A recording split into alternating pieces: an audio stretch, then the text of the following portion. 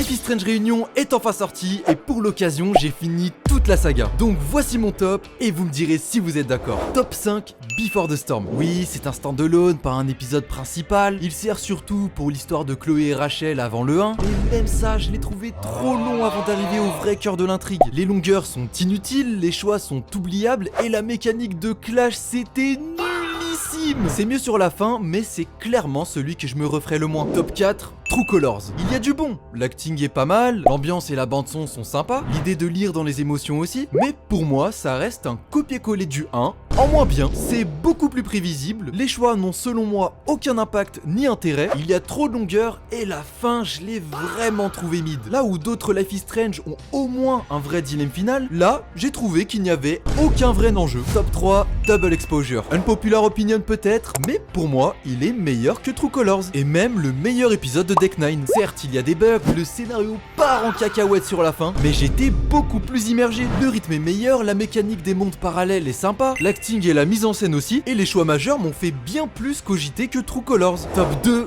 Life is Strange 1. Y a pas à dire, les meilleurs épisodes, ce sont ceux de Dontnod. Il est pas parfait, beaucoup de persos sont caricaturaux, le choix final est trop binaire, mais malgré ça, c'est magique. L'ambiance et la vibe du jeu est vraiment unique. La mécanique de remonter dans le temps reste super marquante, et juste pour ça, c'est un classique. Et mon top 1, le GOAT absolu, Life is Strange 2. C'est l'épisode le plus ambitieux, le plus intelligent, avec la meilleure histoire et les thèmes les plus profonds. Je veux rien savoir, Sean Diaz est le meilleur protagoniste. Le fait de ne pas avoir le pouvoir, mais d'influencer celui qu'il a, mais c'est du génie. Les choix ont de vraies conséquences et surtout, c'est le seul avec des fins vraiment complexes. Pas juste un vieux dilemme final, non. Comme je l'ai dit, vos choix ont de vraies conséquences sur la fin. Et c'est le seul jeu avec The Last of Us 2 qui m'a fait chialer premier degré. Pour moi, c'est un classique du jeu narratif. Bon bah maintenant, plus qu'à faire réunion. Et toi, c'est quoi ton épisode préféré ?